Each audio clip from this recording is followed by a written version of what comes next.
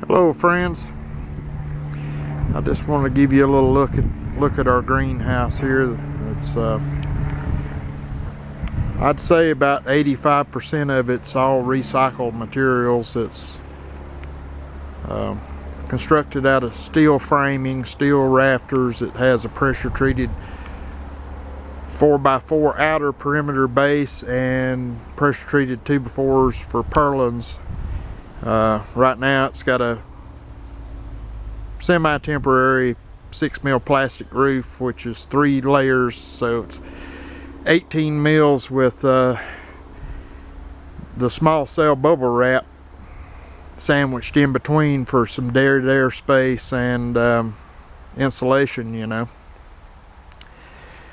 So it's constructed out of basically windows and doors. These shower doors were my 99-year-old grandmother's from her remodel, and on the other end it's got shower doors from my dad's house. They're etched leaves in those, which both are really neat and makes it very pleasing to the eye.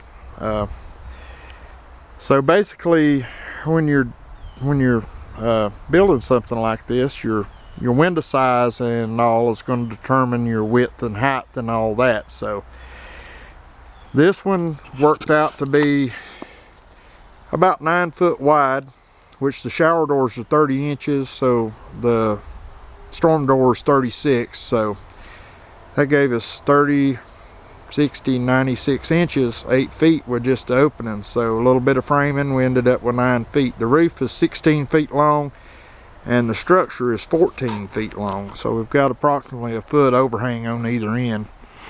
Put a gutter on this side. This is the south facing side. Had enough windows to do the other side of it in windows, but since it was on the north side, I decided to plywood both sides and insulate that wall. And my next project is to build a shed roof off the back and house my chickens in one side of it and a wood stove in the other to heat the greenhouse and to keep the chickens warm during the winter. This is the middle of October. We finished, well, kind of finished up on this enough to start using it in April. And so the tomatoes, some of the tomatoes in there have been in there since April. Of course, the ones out in my garden are already gone, but these are still looking pretty good and still producing. We'll step inside and take a look around. Planted red hot fire pokers on either side in the flower beds. I just love that driftwood. It looks like a swan, goes with my grandmother's old doors.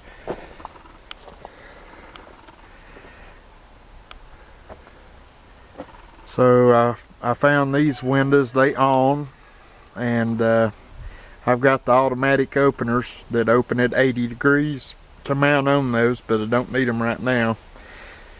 But they ended up being 29 inches wide, which worked out perfect with this. So what a blessing. Got elevator grain scoops on the wall, found those at the flea market. A Swiss chard, red leaf lettuce over there, romaine, spinach, a couple onions there. Got oregano and parsley. Oh, what a joy it is to come out here and cut a salad.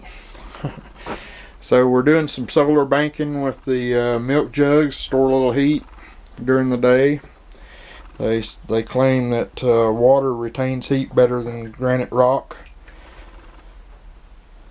So we had a heavy frost about a week ago, so I dug a few plants out of the garden and wanted to extend their growing season some, so put them in here. See how they do. There's one of my eggplants there, and that interesting. He looks just like he's got a hat on too, like the Jolly Green Giant. But anyway, the scoops, I put landscape fiber in them, and they have holes in the bottom, so one is above the other, and then above the gutter, above the shelf, so that as I water the top one, it waters the one below, heads to the gutter, and then runs over here and drips out onto these and waters them. And then eventually I plan on getting a bigger gutter down there to catch it and pump it back to the top. So that's worked really well. Found this fan at the oscillating fan at the thrift store for 20 bucks. And tomatoes need wind to help pollinate them, so I've got it set on a timer so that it runs occasionally through the day. We found that fan with a thermostat brand new at the flea market, 20 bucks. So it's set at 95, and it's about 85 in here right now. This is about lunch. I don't know if I mentioned this is the middle of October, but it gets still warm in here. So I was tinkering with growing vertically on the tomatoes, which you can grow 1 foot square, you know, is all you got to have for a vertically grown tomato, because what you do is you pinch the suckers and keep it growing up. And so I counted about 100 tomatoes in here on just a few plants. Of course, this time, you know, of the season, we picked most of them and turned them into tomato sauce and what have you, but they're still doing good. I had broccoli and eggplants and bell peppers and one thing and another growing in here in the middle, and they've kind of played out. So I took cuttings from tomato plants out in the garden before they got bad, and root toned them and planted them in here, and I've lost a few of them, but they're still in sort of shock, but they're trying to come back. And I heard through another video that, you know, when you root tone them, that you shouldn't stick them out in the heat and all that. So I did another full tray of them, and I've got them in the house. But we grew Cherokee Purple heirloom tomatoes, German Queen heirloom tomatoes, Better Boys, and they did really well, and they're still doing well for this time of year, because all the tomatoes in the yard in the garden are gone, but all these grew probably 10-12 foot tall. You can see up here that I don't know if you can see, but there's blooms still on the tomatoes. See here, they're all the way up at the ceiling. So the greenhouse is 7 foot on the side and about 8 foot in the peak. Local hardware store was phasing out some of their garden centers, so I was able to purchase the risers from them. And this is my little greenhouse heater I've been tinkering with. It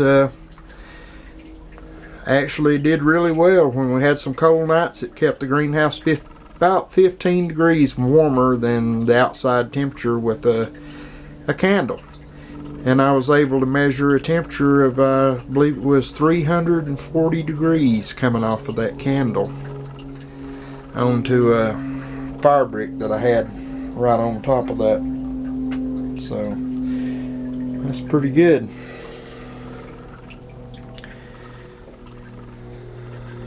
So this back wall is the north wall. It's insulated. People, you just would not believe what a joy it is to come out here and cut a salad and spend time in here, you know, pruning and messing around. It's good therapy. It's good for the spirit, you know.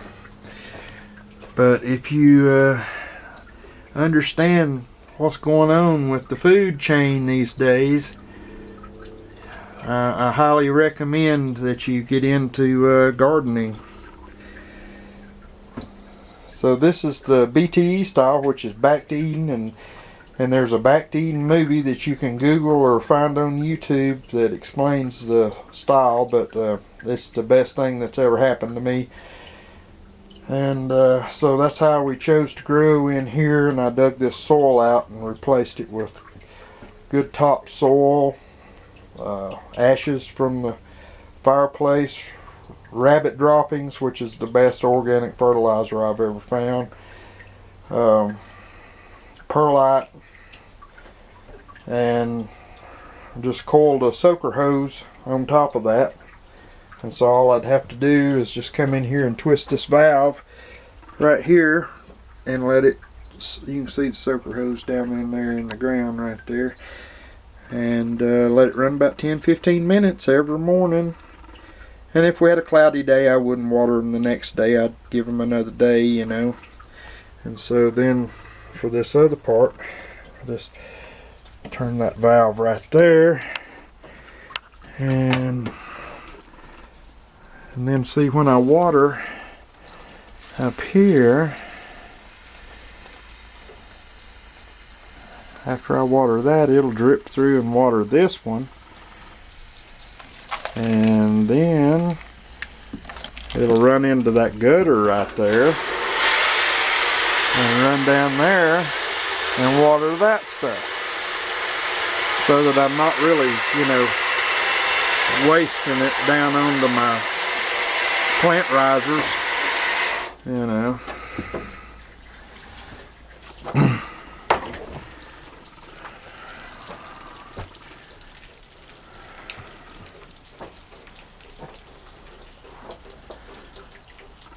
You gotta love this.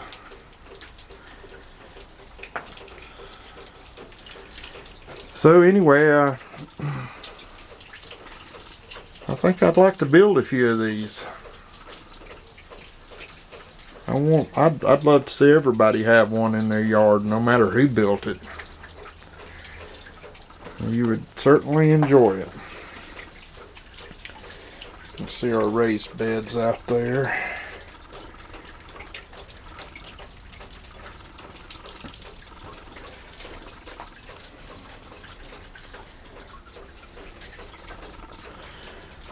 Well,